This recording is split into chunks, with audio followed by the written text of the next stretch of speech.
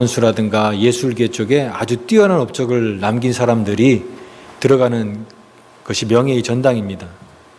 그래서 운동선수나 이런 사람들은 명예의 전당에 들어가는 게 큰 영광이기 때문에 그들이 그거를 목표로 하고 선수 생활을 하는 것입니다. 그런데 여기 히브리서 11장이 바로 믿음의 명예의 전당입니다.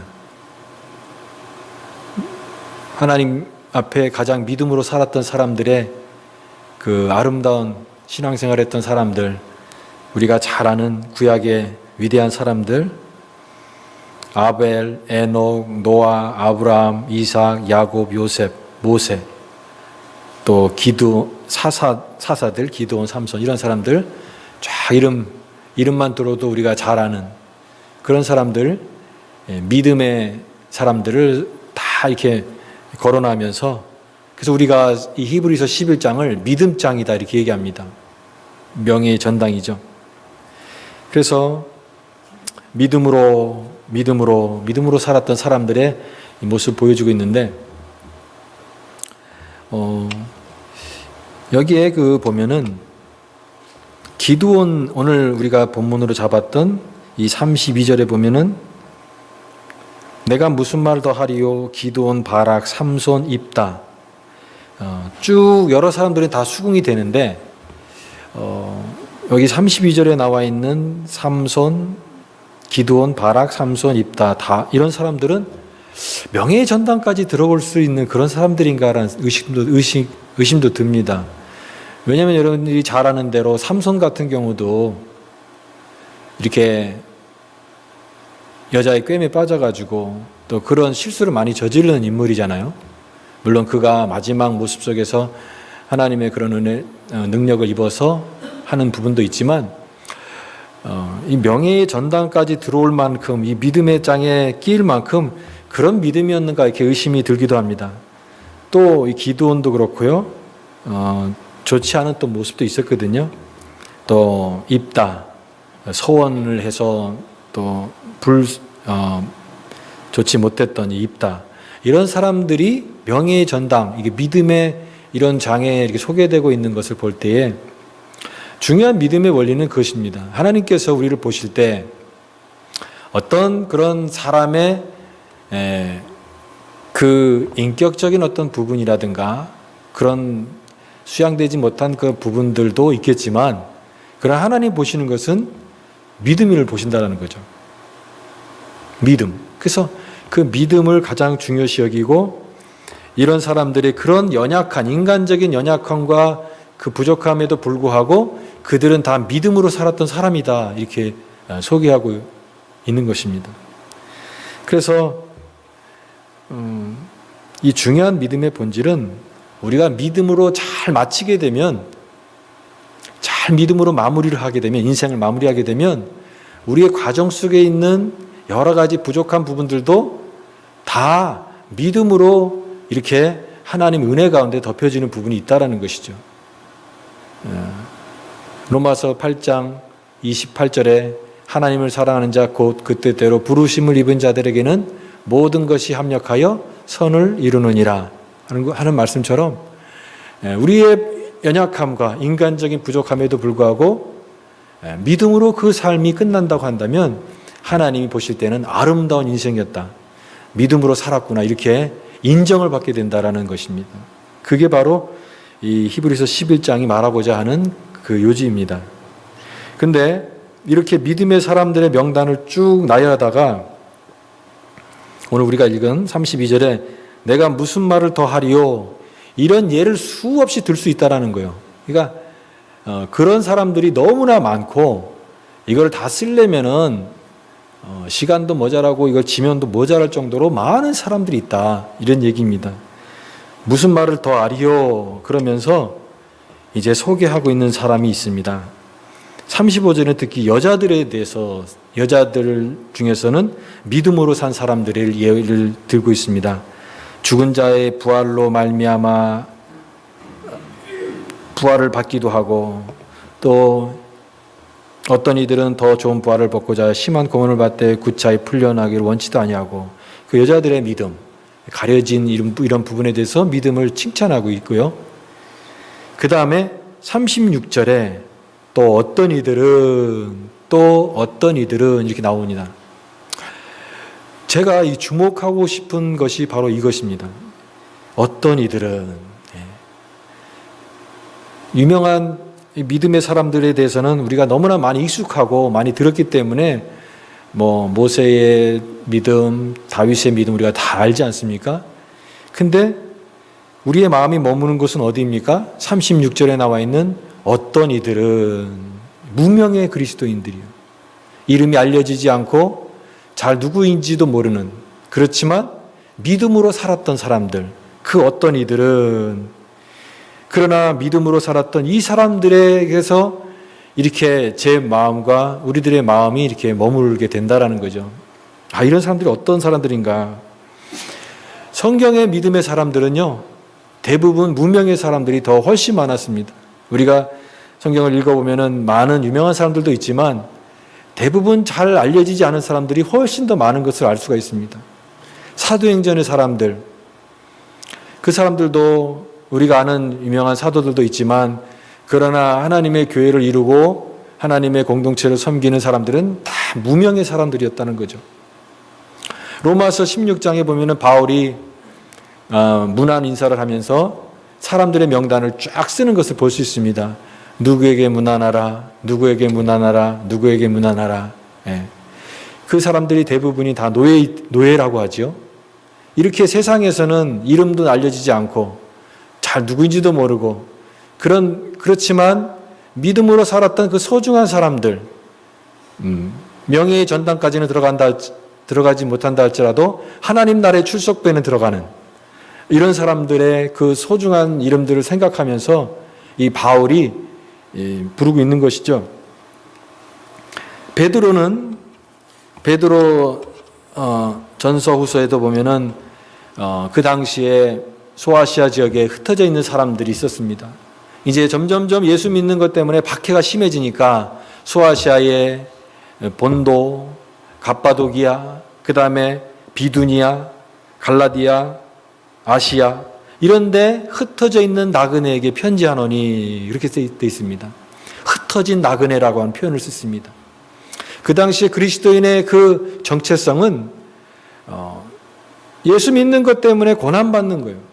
예수 믿는 것이 고난받는 것과의 동의어가 됐습니다. 그래서 믿는 것 때문에 핍박을 당하게 되고 또 숨어 지내고 또 흩어져 있는 나그네처럼 그렇게 살았지만 그 사람들은 다 믿음의 사람이었다. 이와 같이 하나님 나라의 사람들은 대부분 무명의 사람들이었습니다. 우리 미국의 1920년대에 신앙의 자유를 찾아서 메이플라워를 타고 온 청교도들 102명이 거기에 탔다고 하죠. 그 사람들 다 무명의 사람들이었습니다. 잘 알지 못하는. 그러나 이 신앙의 자유를 찾기 위해서 이 새로운 대륙에 찾아온 사람들을 통해서 그들의 믿음, 선조의 믿음을 기초가 되어서 이 나라가 이렇게 세워진 것입니다. 다 무명의 사람들이었다는 거예요. 그래서 초기의 그리스도인들은 이름도 없고 빛도 없고 그렇지만 그들은 하나님 앞에서 정말 믿음의 사람들이었다라는 것입니다. 그러니까 중요한 믿음의 본질은 무엇입니까?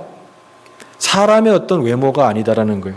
하나님 나라는 인간적인 조건과 인간적인 어떤 그런 것으로 좌우되는 것이 아니라 가장 작은 자에게도 가장 보잘것없는 사람도 하나님 나라의 영웅이 될 수 있고 또 하나님 귀하게 보시는 그런 믿음의 사람이 될 수 있다는 것이 오늘 이 히브리서 11장이 가르쳐주고 있는 중요한 믿음의 본질인 것이죠. 자, 그런데 여기에 이 어떤 이들은 특징이 있습니다. 이들은 고난을 많이 당했다라는 거예요. 많은 시련을 당하고 그들의 믿음 때문에 고난과 시련을 겪게 됐는데 우리가 이 말씀을 쭉 보게 되면은 조롱, 결박, 환난, 학대, 광야와 산과 동굴과 토굴에서 유리하였느니라. 그래서 그 초기의 그리스도인들은 이렇게 유리방랑하면서 좀 흩어진 나그네처럼 그렇게 신앙 때문에 그런 고난을 당하게 되었죠. 그렇지만 그 고난 속에서도 그들은 다 믿음으로 살았다라는 것입니다.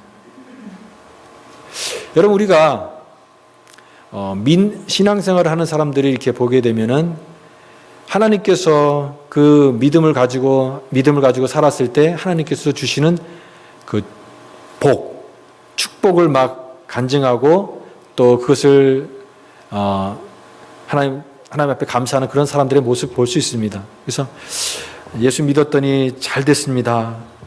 그래서 우리가 그런 상을 받게 되는 것이죠. 부자 되세요. 복 받으세요. 성공하세요.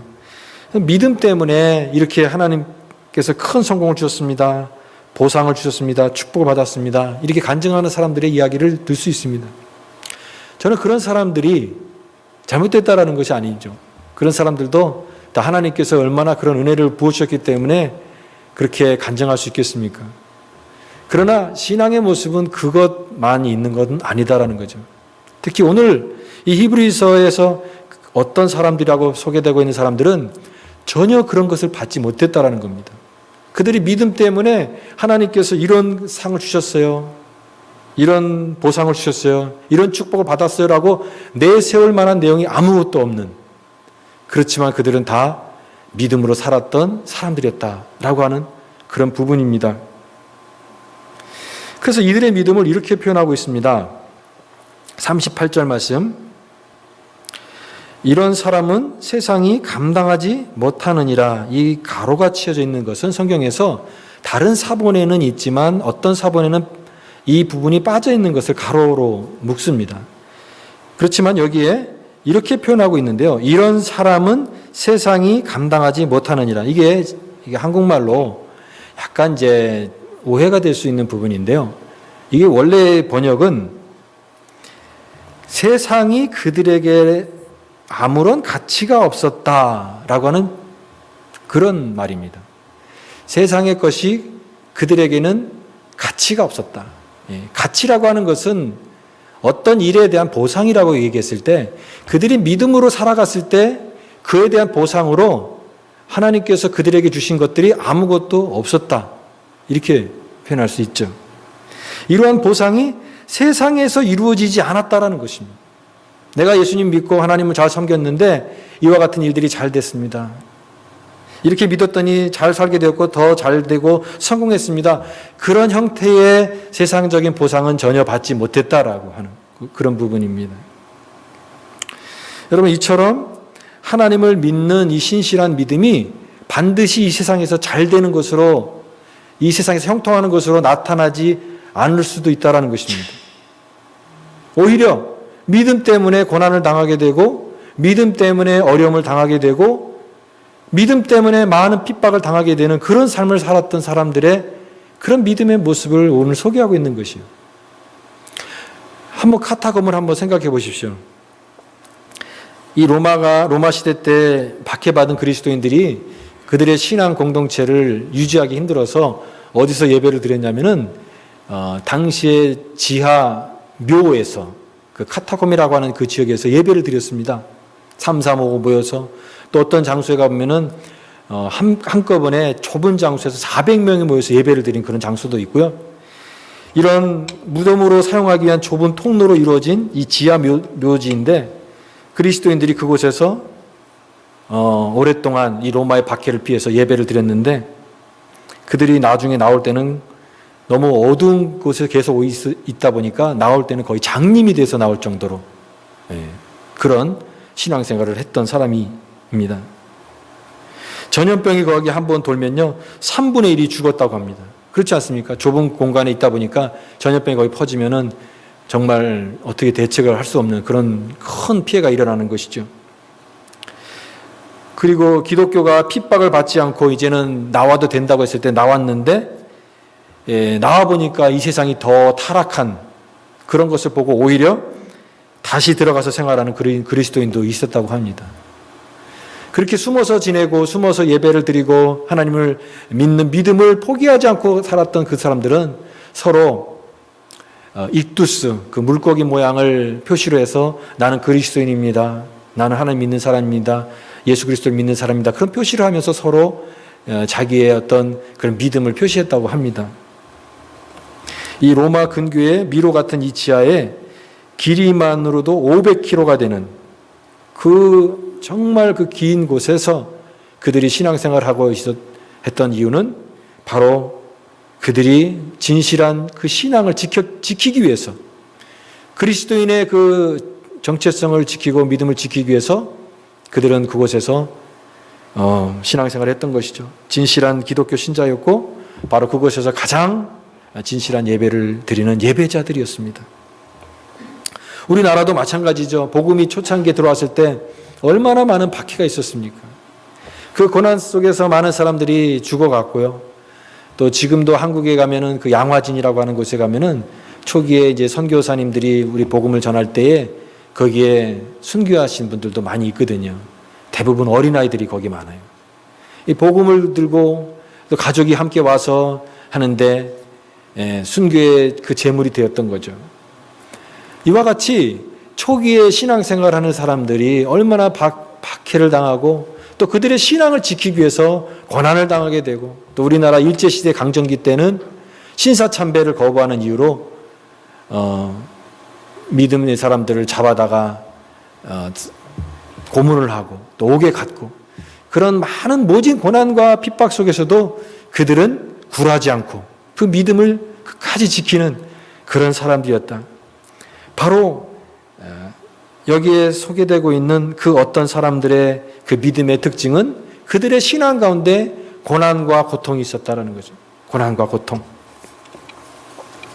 자, 이들의 믿음을 이렇게 소개하고 있습니다. 39절 말씀. 39절 말씀을 같이 한번 읽어보겠습니다. 시작. 이 사람들은 다 믿음으로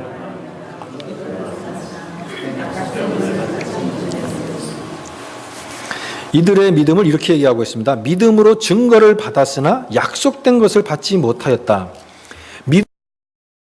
믿음으로 증거를 받았는데 약속된 것은 받지 못했다라고 얘기합니다. 약속된 것은 믿음으로 증거를 받았는데 약속을 받지 못했다라는 말이 무슨 말인가? 그리고 이 39절에는 약속한 것을 받지 못했다고 하는데 33절을 보십시오. 33절을 보면 그들은 믿음으로 나라를 이기기도 하고 의를 행하기도 하고 약속을 받기도 하고, 거기서는 약속을 받았다고 되어 있는데 이 사람들은 왜 약속을 받지 못했다고 소개하고 있는 것일까? 그럼 여기서 약속은 뭐고 또 믿음에 대한 증거를 받았다는 그 증거는 무엇인가? 여기 33절에 나와 있는 약속과 39절에 나와 있는 약속은 조금 다릅니다. 이 33절에 나와 있는 이 약속들은 복수예요. 약속드립니다. 이 약속은요, 하나님께서 그들의 신앙 가운데 그 개인적으로 하나님께서 특정한 약속들을 하신 그런 약속들이에요. 그런 약속들은 하나님께서 약속을 허락해 주시고 그 약속을 그 성취하는 가운데 그것을 응답을 받은 거죠. 그러나 이 39절에 나와 있는 이 약속은 단수입니다. 그 약속이에요. 그 약속은 어떤 약속이냐면 궁극적인 약속이에요.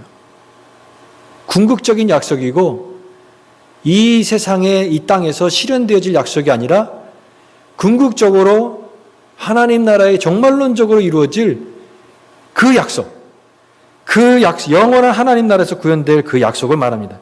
그러니까 여기서 말하고자 하는 것은 그러한 약속이 이름 없는 그런 사람들의 삶, 그들의 믿음의 삶 속에서 그들의 삶의 여정 속에는 그런 것들이 보상으로 주어지거나 하나님의 어떤 그런 축복으로 주어지거나 삶에 이루어지지 않았지만, 그렇게 하지 않았지만 그들은 약속을 그 믿는 믿음으로 살았다라고 하는 그런 것을 말씀하고 있는 것이죠. 그러면 그들이 이런 약속을 믿었다고 하는데 그럼 그 약속이 뭐냐? 라고 했을 때 이 40절 말씀입니다. 40절 말씀을 같이 한번 또 읽어보겠습니다. 시작. 이는 하나님이 우리를 위하여 더 좋은 것을 예비하셨은즉 우리가 아니면 그들로 온전함을 이루지 못하게 하려 하심이라. 이는 하나님이 우리를 위하여 더 좋은 것으로 예비하셨은즉, 그 약속이 정확히 뭐냐라고 했을 때 믿음으로 살았는데 약속된 것을 받지 못한 이유가 뭐냐라고 했을 때 바로 40절 말씀, 더 더 좋은 것을 주시기 위해서, 더 좋은 것을 받기 위해서 그들은 그것을 받지 못했다라고 하는 부분입니다. 그럼 그 더 좋은 게 뭐냐라고 했을 때 그 더 좋은 것이 뭔지를 설명을 하지 않습니다. 그게 뭔지 정확하게 설명하지 않아요. 더 구체적인 것, 그 내용이 나타나지 않아요. 그러니까 우리가 그런 내용을 따라가다 보면은 궁금증이 있다 보면은 거기서 실망할 수 있는 부분이죠. 이제 오늘 말씀의 중요한 그런 결론에 도달했습니다. 그것은 뭐냐면 우리가 가끔 믿지 않는 사람들을 대할 때 그런 질문을 하지 않습니까? 당신이 예수 믿는 거, 하나님 잘 섬기는 게 그걸 잘 믿는다고 해서 신앙생활을 잘한다고 해서 남는 게 뭐냐? 이렇게 도전적인 질문을 할 때가 있다라는 거예요. 예수 잘 믿어서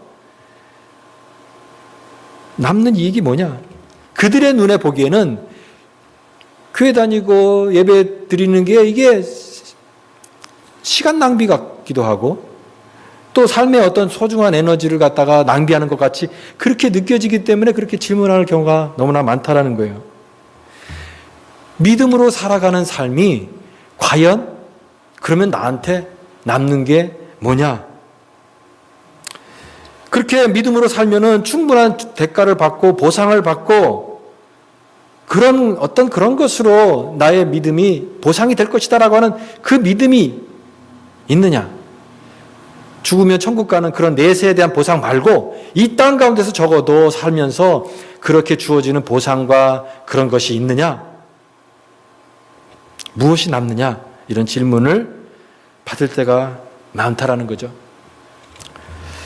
제가 한국에 저랑 굉장히 가깝게 지내는 목사님 계십니다. 그 목사님이 그 페이스북에다가 그 장문의 글을 써놨는데 참 너무 공감이 돼가지고 제가 이 글을 여러분들과 좀 소개하고 싶습니다. 내가 구원받는 하나님의 백성이 되었다고 치자. 그러면 내게 무슨 유익이 있는 것일까? 평안이 있는 걸까? 위로가 있는 걸까? 부자가 되는 걸까? 건강해지는 걸까? 사람들에게 인정을 받게 되는 걸까? 잘 먹고 잘 사는 게 되는 걸까? 도대체 내가 그리스도인이 됐다는 걸로 인해 얻게 되는 내 삶의 이득은 과연 무엇일까? 물론 하나님의 백성이 되면 평안도 있고 위로도 있고 부자가 되기도 하고 아픈 자가 낫기도 한다. 내가 하나님 앞에서 신실할 때 세상 사람들은 몰라도 최소한 같은 성도들은 나를 인정해 줄 거다. 그리고 그리스도인이 되어 잘 먹고 잘 살게 됐다는 사람도 더러 만나게 된다. 그런 유익이 분명히 있다. 전혀 없는 건 아니다. 그런데 말이다. 왜 나는 그런 게 없는 걸까? 아니, 없는 건 아니지. 있지. 다만 내가 욕심 부리는 것만큼 없어서 상대적 박탈감을 느끼는 게 문제이지. 사실 내가 필요한 것만큼 누리고 있는 셈이다. 만족할 수만 있다면 문제될 것은 전혀 없다. 하지만 나라는 몹쓸 인생은 여전히 평안하지 않을 때가 많고 지금도 위로받고 싶고 잘 먹고 잘 살고 싶고 사람들의 인정도 너무나 고프다. 직접적으로 말하자면 평안도 없고 위로도 없고 여기저기 아프고 못 먹고 못 살고 소외됐다. 그래, 한마디로 내 삶은 비루하다. 다시 한번 스스로에게 묻는다. 그래, 구원받은 하나님의 백성이 된 김 목사야. 넌 도대체 예수쟁이가 된 이후 무슨 좋은 일이 있느냐? 그런 일이 있기라도 한 거냐? 내세에 대한 소망 빼고 도대체 무엇이 너에게 남아있느냐? 이런 질문에 내 대답은 하나이다. 내겐 믿음이 남아있습니다. 평안하지도 않고 외롭고 위로받기는커녕 무시당하고 온몸이 성한 곳이 없고 못 살고 못 먹고 못 즐기고 내세울 것 하나도 없지만 그래도 내게는 믿음이 남아 있습니다. 구질구질한 내 삶을 절망 속에 폐기 처분하지 않을 수 있는 단 하나의 이유는 여전히 나를 붙들어 주시고 함께 하시는, 비록 보이진 않지만 가로치고 하나님이 살아계시다고 하는 믿음, 그분이 예수를 통해 나를 구원하시고 당신의 백성으로 삼아주셨다는 믿음, 그래서 이 현실 속에 하나님의 나라가 임하게 하신다는 이 믿음이 남아있기 때문이다. 그래서 내게 믿음은 너무나 소중한 단어이다. 제가 이 길을 읽으면서 참 너무나 공감이 됐습니다. 예수를 믿으면서 다른 것은 없다 할지라도 하나님 내게는 믿음이 남아 있습니다. 믿음이 남아 있습니다. 여러분, 우리가 예수 믿으면서 그 예수 믿는 믿음 때문에 이 땅에서 잘 되고 복 받고 그런 어떤 하나님의 그 복이 나의 삶 가운데 있지 않다 할지라도, 이 땅 가운데 나타나지 않다 할지라도 내게는 믿음이 남아 있구나. 그것으로도 만족하고 기뻐할 수 있는 신앙이 될 수 있기를 바랍니다. 왜냐하면 믿음이 가장 소중한 보물이고 믿음이 우리의 영적인 재산이고 자산인 것이기 때문에 그렇습니다. 그래서 저는 이것을 생각하면서 참 우리 모든 사람들이 하나님 은혜 가운데 이 땅 가운데서도 하나님의 복을 누리기를 원합니다. 그러나 오늘날 또 돌이켜보면은 얼마나 많은 사람들이 이와 같은 고난 속에서도 신앙생활하는 사람들이 얼마나 많습니까? 하나님께서 그들 삶 가운데 잘 믿는 것 때문에 보상해 주시는 것들이 아무것도 없어요. 정말 바람에 흔들리는 그런 갈대처럼 휘청휘청 흔들리면서도 불구하고 그럼에도 꺾일 듯 하면서도 꺾이지 않고 끝까지 믿음을 붙들고 살아가는 무명의 그리스도인들이 얼마나 많냐라는 얘기입니다. 제가 이번 주간에 이 말씀을 생각하면서 제 마음속에 계속 마음속에 떠올랐던 그 찬양이 뭐냐면은 찬송가 397장이에요. 주 예수를 믿는 힘으로 온 세상 이기네. 믿음이 이기네. 믿음이 이기네. 주 예수를 믿음이 온 세상 이기네. 믿음이 이기네. 믿음이 이기네. 온 세상을 이기는 주 예수를 믿는 믿음이 온 세상을 이기네. 믿음이 이기네. 저는 오늘 우리 35주년 우리 하나님께서 우리 피오리아 한인 장로교회를 지금까지 인도하셨던 것을 생각해 보면서 우리 모든 이 35년의 모든 시간들이 그 모든 과정들이 하나님의 은혜를 향한 그 믿음으로 걸어온 길이었다고 믿습니다. 때로는 하나님의 은혜 가운데 있었고 때로는 어려울 때도 있었고 또는 슬플 때도 있었고 또 여러 가지 강할 때도 있었고 약할 때도 있었지만 그러나 이 모든 과정들은 하나님께서 우리를 인도하시고 지금까지 믿음으로 살게 하신 그 길을 우리가 걸어왔다고 믿습니다. 그래서 오늘 우리가 이 말씀을 오늘 이 뜻깊은 날을 생각해 보면서 우리의 각자의 믿음을 돌아보기를 원하는 것입니다. 나는 어떤 믿음으로 왔는가? 하나님께서 우리에게 주신 것이 과연 무엇인가? 그것은 바로 오직 믿음. 오늘 35주년을 맞이하는 우리에게 가장 주시는 하나님의 큰 선물은 우리에게 믿음인 줄 믿습니다. 오직 믿음이에요. 오직 믿음. 그 믿음 하나 붙들고 우리가 지금까지 왔던 것이고 또 앞으로도 우리에게 남아있는 길들을 이 믿음으로 걸어가라고 말씀하십니다. 사랑하는 여러분, 이제 우리는 지금까지 이렇게 믿음으로 걸어왔던 것처럼 앞으로 우리에게 남아있는 모든 길들을 저와 여러분이 믿음으로 걸어갈 수 있기를 간절히 바랍니다. 특별히 이 시대가 영적으로 혼돈한 시대입니다. 많은 사람들이 믿음으로 떠나 있고 세상이 흔들리고 사람들이 믿음으로 떠나는 그런 사람들이 너무나 많습니다. 그런 시대일수록 우리가 더욱더 말씀 가운데 믿음을 붙잡고 믿음으로 전진할 수 있는 저와 여러분이 되기를 바랍니다. 세상의 문화 속에 우리가 이 시대를 따라가서도 안 되고 그렇다고 해서 이 세상을 등지고 너무 뒤쳐져서도 안 됩니다. 이 시대 속에 믿음을 흔들리지 않고 앞만 보고 걸어갈 수 있는 신실한 하나님의 백성들 다 될 수 있기를 바랍니다. 그리고 우리는 형제 자매, 우리는 믿음의 동역자들입니다. 우리는 서로 이제 이 믿음의 길을 걸어갈 때 서로 사랑해야 됩니다. 새 계명을 너에게 주노니 서로 사랑하라고 했습니다. 우리 형제 자매들은 더욱더 하나님의 믿음 가운데 더 서로를 깊이 사랑할 수 있기를 바랍니다. 내 형제를 내 몸처럼 사랑하고 정말 주님께서 주신 가장 좋은 것들을 같이 나누고 이미 준 것은 잊어버리고 못다 준 사랑만을 기억하면서 우리가 믿음으로 걸어갈 때에 하나님께서 우리 앞길에 큰 은혜와 복을 허락해 주실 줄 믿습니다. 지금껏 살아온 날들은 앞으로 살아갈 날들에 대한 말없는 찬사이고 칭찬이고 격려인 줄 믿습니다. 그래서 우리가 더욱더 이 믿음의 길을 여기 있는 사람처럼 이름도 없고 빛도 없고 아무도 알아주지 않는다 할지라도 내가 믿는다고 할지라도 그것이 세상적으로 나오는 성공과 보장이 아무것도 주어지지 않는다 할지라도 그 속에서도 신실한 믿음을 가지고 정말 칭찬받는 그런 믿음의 거룩한 백성들 되어서 우리 교회를 통하여 이 지역에 죽어져가는 영혼들이 살아나고 복음을 전하고 하나님 앞에 쓰임받는 거룩한 백성으로 쓰임받게 되기를 간절히 주님의 이름으로 축원합니다.